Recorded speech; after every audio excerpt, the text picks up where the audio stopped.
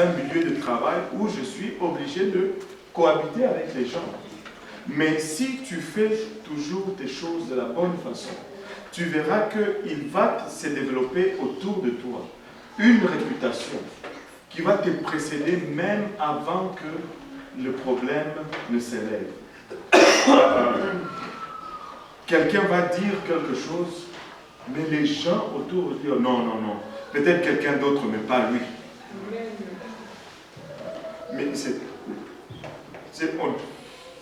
on ne tombe pas juste dans une situation, puis bibla et tout me tombe dessus. Non, mais les choses arrivent progressivement. Tu lèves tes murs, tu dresses tes limites et tu mets une direction. Au fond, c'est ça notre lumière qui doit briller dans le monde.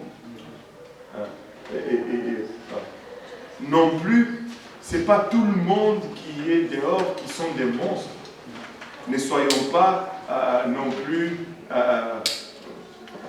nous ne sommes pas des sacro-saints et le monde à l'extérieur, c'est tous des méchants qui sont là pour nous avoir. Écoutez, la réalité est que des fois, tu vas rencontrer, même dans le milieu du travail, des gens même qui sont plus chrétiens que ceux qui viennent à l'église. Amen. Si on dit la vérité pour mettre et élever nos murs... Mais ce n'est pas si on dit, on va toujours dire la vérité. On va toujours dire la vérité pour mettre les choses en place. Et les personnes qui vont réagir négativement à ça, est-ce qu'on les a offensés? Non. Ok, c'est bon. Ils sont peut-être offensés, mais si quelqu'un est offensé, cela ne veut pas dire nécessairement que j'ai mal agi. Quand je prêche, je dis par exemple que nous sommes pécheurs. Il y a des gens qui sont offensés par ça. Mais ne sommes-nous pas pécheurs? Tu vas aux États-Unis, tu dis à quelqu'un, tu es noir. Et la personne s'offense. Je suis noir. Alors, c'est pas de ça qu'on parle, mais on parle des vraies choses. Oui, du cœur. Dans le cas où je parle avec quelqu'un, par exemple, la personne te lance un punchline, par exemple. Il a déjà dans ta tête, puisque tu sais que c'est un punchline, ta tête fait déjà une réponse automatique et ta bouche te sort. La bouche te sort.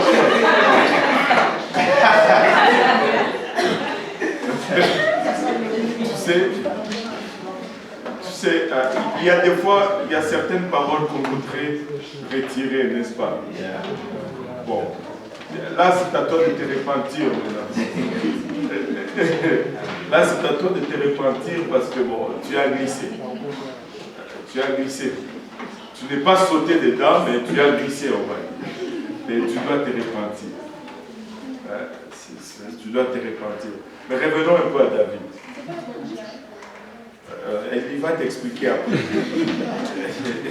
Bon, mais là, regarde. On était au verset 4. Et purifie-moi de mon péché, car je reconnais mes transgressions, verset 5, et mon péché est constamment devant moi. Continue, verset 6. J'ai péché contre toi seul, et j'ai fait ce qui est mal à tes yeux, en sorte que tu seras juste dans ta sentence. Écoute, Dieu est toujours juste. Quand la parole de Dieu nous demande quelque chose, c'est parce que c'est ça. C'est ça que nous devons faire. Parce que Dieu est tout le temps juste. C'est une perte de temps que d'argumenter avec Dieu. Amen. Il dit, j'ai péché contre toi seul. Et quand tu pêches contre quelqu'un, tu offenses Dieu. Amen. Et bon, sans reproche dans ton jugement. Verset 7. Voici, je suis né dans l'iniquité. Là est notre problème. Hein? Continue. Et ma mère m'a conçu dans le péché. Mais je veux que la vérité soit au fond du cœur. Et là, c'est notre défi. Fais donc pénétrer la sagesse au-dedans de moi. Si tu la demandes, il va te la donner. Continue. Purifie-moi avec les eaux et je serai pur. Lave-moi et je serai plus blanc que la neige. Annonce-moi la régresse et la joie. et les eaux que tu as brisées se réjouiront. Détourne ton regard de mes péchés, efface toutes mes iniquités. Ô Dieu, crée en moi un cœur pur. Crée en moi un cœur pur. Renouvelle en moi un esprit bien disposé. Crée en moi un cœur pur. Renouvelle en moi un esprit bien disposé. Regardez vraiment le choix de mot ici. Il dit Dieu, crée en moi un cœur pur. Le cœur ici, ce n'est pas l'organe. Il n'est pas en train de parler de l'organe. Il est en train de parler de l'être profond. Les seuils de nos décisions, les seuils de nos sentiments, les seuils de nos réflexions, le moi interne, mon cœur.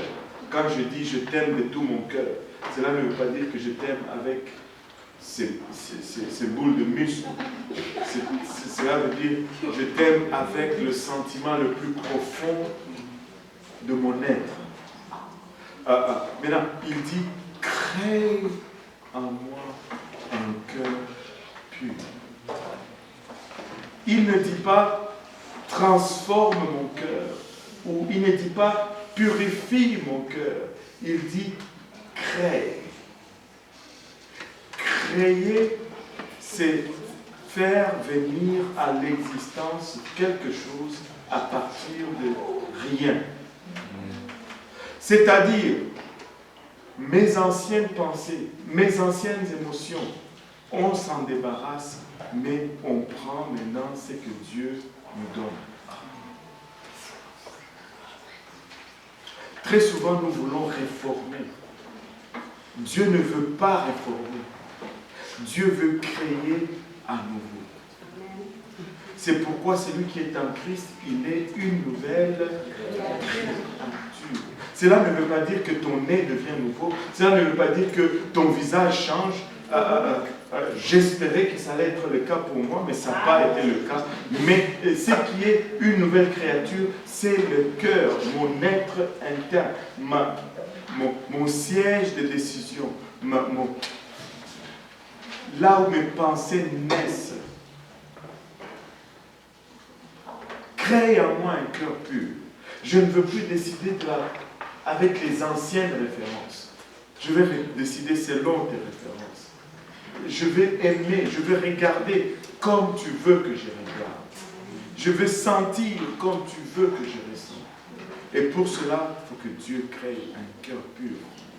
C'est comme ça que David l'a fait. Oui. Sinon, j'ai une question. Elle dit comment tu sais que tu as réellement pardonné? Parce que souvent tu prends tes distances et ça te revient quand tu vois la personne. Et même des fois, tu t'éloignes de la personne. Vous devenez comme des étrangers quand vous voyez. Bon. Comment tu sais que tu as réellement pardonné? Écoutez, vous savez, la clé dans tout ceci, c'est d'établir des principes qui vont t'aider à marcher et à naviguer à travers les épreuves que le diable va te lancer. Maintenant, si toi tu dis que tu as pardonné, et de l'autre côté tu dis que vous devenez comme des étrangers, je ne sais pas si tu as vraiment pardonné. Non, parce que la personne pense que tu es toujours fâché. Non. Ne te préoccupe pas de ce que la personne pense. Ça, c'est quelque chose que j'essaie toujours de dire aux gens. Ce que l'autre pense, tu n'es pas au contrôle de cela. Parce que tu peux te tuer, tu peux te pendre même pour la personne, et la personne pense que tu ne l'aimais pas quand même. Tu ne peux pas contrôler les pensées des gens. Oublie ça. On n'est pas dans cette affaire-là. Mais ce que toi tu fais, tu le contrôles. Écoute, vous n'êtes pas d'accord avec ça? Parce que tu peux tout faire, même avec le cœur le plus sincère possible. Et l'autre dit, tu fais seulement ça juste parce que... Qu'est-ce que tu vas faire contre ça? À rien, comme on dit chez nous. À rien. À rien. Je ne peux contrôler que ce que je fais, je ne peux pas contrôler ce que tu penses. Et le meilleur que je puisse t'offrir, c'est l'honnêteté, la pureté et de mes intentions, surtout de mes intentions. Parce que même avec des bonnes intentions, des fois mes actions sont croches. Des fois nous ne le comprenons pas spirituellement, mais laissez-moi vous le démontrer physiquement et vous allez pouvoir les transposer spirituellement. C'est quand j'étais jeune, j'aimais jouer au foot.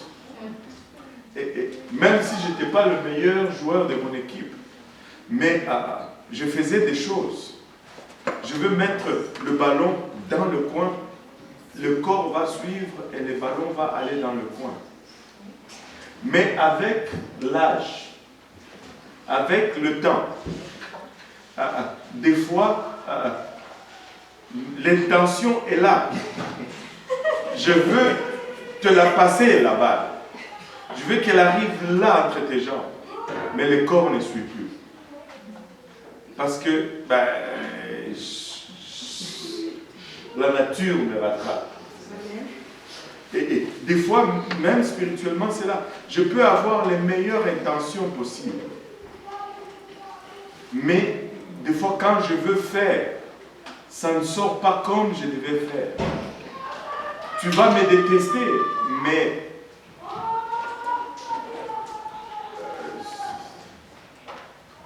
j'ai vraiment été à mon maximum. Et des fois, c'est juste toi aussi, tu mets la barre trop haute. Tu penses que parce que c'est bon, parce que maintenant, lui, il est pasteur, maintenant, tout ce que je peux lui demander, il va le faire pour moi, mais parce qu'il est pasteur, il est tellement spirituel. Mais des fois, il arrive que je suis épuisé, je n'ai plus de ressources. Amen. Amen. Au moins, Sterling est d'accord. Et que j'ai donné de mon meilleur, et après cela, je ne peux plus, je ne peux plus rien faire. Je suis à bout de mes ressources aussi. Mais toi, tu n'as pas encore atteint la satisfaction. Tu vas rester insatisfait. Amen. Alléluia, amen, gloire à Dieu. Et c'est ça. On ne peut pas contrôler les sentiments des autres. On contrôle notre motivation et on contrôle nos actions.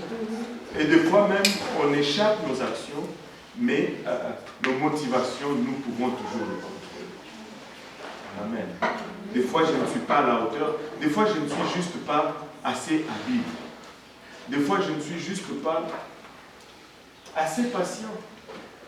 J'échoue des fois. J'échoue des fois. Amen. Amen. Je suis juste, j'ai atteint ce que je peux. Et c'est tout. Et il n'y a rien d'autre à dire. Anyway. Je ne sais pas si vous comprenez. Amen. Renouvelle où est-ce que je suis là?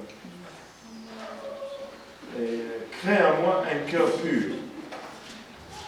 J'arrive même plus à voir. Oh Dieu 12, crée en moi un cœur pur, renouvelle en moi un esprit bien disposé. Notre esprit doit être constamment disposé à faire le bien. Je ne sais pas, nous devons juste développer le goût de voir les gens contents, les gens bien, être là pour faire le bien. Amen. Là, vous m'avez vraiment poussé. On n'a même pas fini David.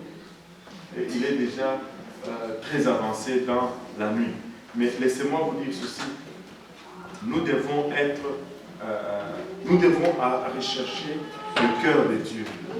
Qu'est-ce que Dieu ferait dans ce cas-ci? Qu'est-ce que Jésus ferait? Essaye juste de tourner la table. Tu sais, si quelqu'un t'offense et que tu as tout le droit de prier que la foudre tombe sur lui,